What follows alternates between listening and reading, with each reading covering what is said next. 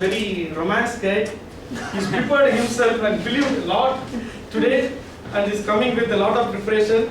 You could see when he's coming to the stage. And before I call on my speaker, I would like to hear from his evaluator, Tushar.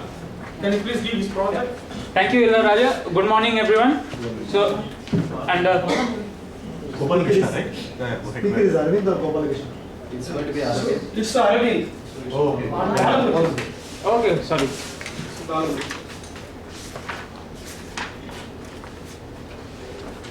Thank you, Toastmaster.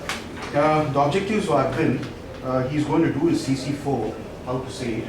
It's a beautiful project, all the very best, Aravind. And the objectives for the project are: select the right words in sentence, structure to communicate your ideas clearly, accurately, and vividly.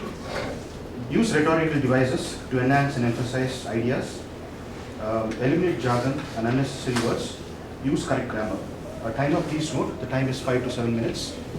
Over to Aravind, all the very best, Aravind. Thank you very much, Toastmaster Balamurli. And now I would like to call, before calling him, I would like to introduce him. He's working on a Cognizant as a software engineer.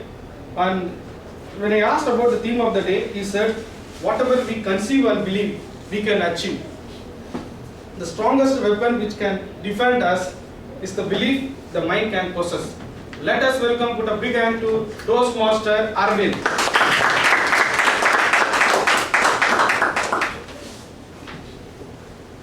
World-renowned Steve Jobs and I share a curse. Good morning, my dear fellow Toastmasters and guests. May 30th, 2015. It was 2:30 p.m. I reached Arya Gandhinagar Club, the place where a Medley's meeting usually happens. I parked my vehicle, slowly walked the stairs, and gently opened the door. The smell of the perfume, or I would say the smell of the room spray, quickly grabbed me in. My eyes were wide open, looking at the colorful balloons and the exotic decorations. They made a blend out of the walls. All the Toastmasters in there were in their perfect suits, and they welcomed me with a serene smile. I placed my bag, which I was carrying, to one corner of the room, and I went near the desk, which was placed near the entry door, and I proudly stood tall as the head of hospitality for Medley's 300th, a milestone meeting. I was in my favorite shirt and my routine red tie, which impressed a lot of people, yes. As the meeting progressed, loads and loads of members poured in, and the entire hall was full. At around 2:54 p.m., when the Sergeant at Arms was about to kick-start the meeting, someone else kick-started the door bang open. Oh, it was none other than our Toastmaster Sarathi. He was in his routine spouse-gifted pink shirt. I have my favorite shirt here. He came inside, walked like a wolf, and he stood beside me. He was the TT master for the day, and he started preparing for his TT topics.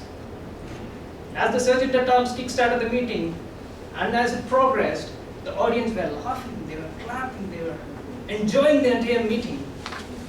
As the first speaker of the day, Toastmaster Sunil Jose was entertaining the audience with his bitter truths. A nice gentleman opened the door. He was in his mid-40s. He had a very good smile, and I welcomed him with my heart. As he was signing the register, Toastmaster Sarathi, who was busy preparing his TT topics, went towards me and whispered, "This particular gentleman, despite having an average attendance of just 1 meeting per term, continuously renews his membership." Without any hesitation, I turned back and said, "Oh, I thought you were holding the record for having the least attendance in this club, so there is someone who has beaten your record." I said it so loud that a few people behind heard it, and he felt embarrassed. His face turned pale and red. I sensed some eyes building between us. He went back. For it was a very wonderful meeting, except the fact I had hurt a very good man. Being sarcastic and rude by nature was the common curse that I shared with Steve Jobs. Words of my sharp tongue slashed like a whip and whipped those who were very close to me, be it my friends, my colleagues, my relations. everywhere were victims to my sharp tongue.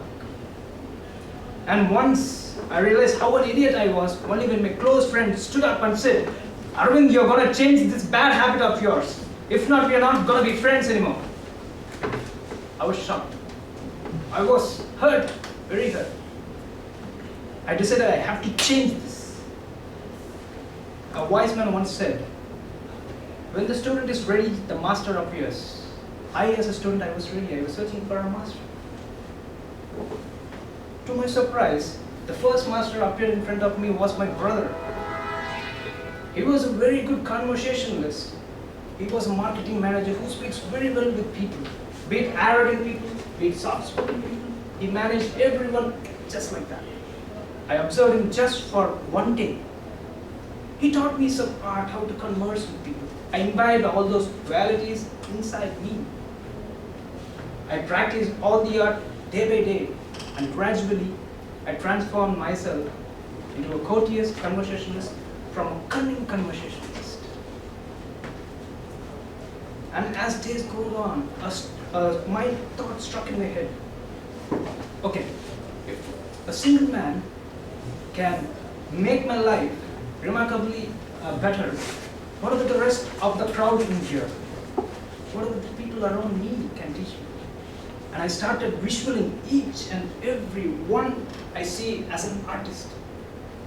Except with the brush, they have something to offer me.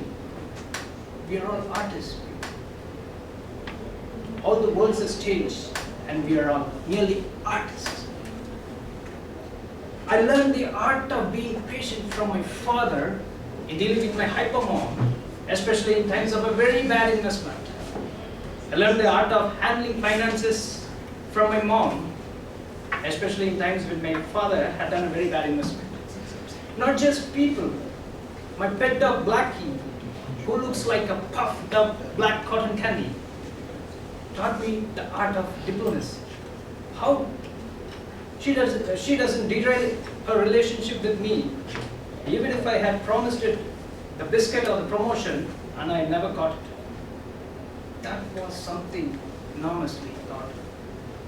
And when my manager called me on a promotion and he said, Aravind, you are very young, you cannot be promoted this time.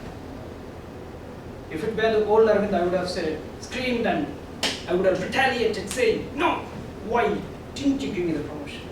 But this new Aravind kept calm and composed. All he said was this, I really respect the decision that I'm not in. But I'm loving to lead a team. I want some leadership skills to be learned here. In a couple of days, I went on to become the youngest team leader without a title. People, you're all an artist. You can learn something from me. So am I to learn from you. Toastmaster Ramakrishnan can teach you the art of being young and energetic despite of your age. Toastmaster Ramlingam can teach you the art of progressing towards perfection. Toastmaster Tushar Indian can teach you the art of being energetic and passionate about things you know. Not just them. You, my dear friend, can teach something. You're all artists. And in the process of learning the art that you have taught me, I move onwards and upwards in my life. Thank you, my dear fellow artists. Over to you, artists.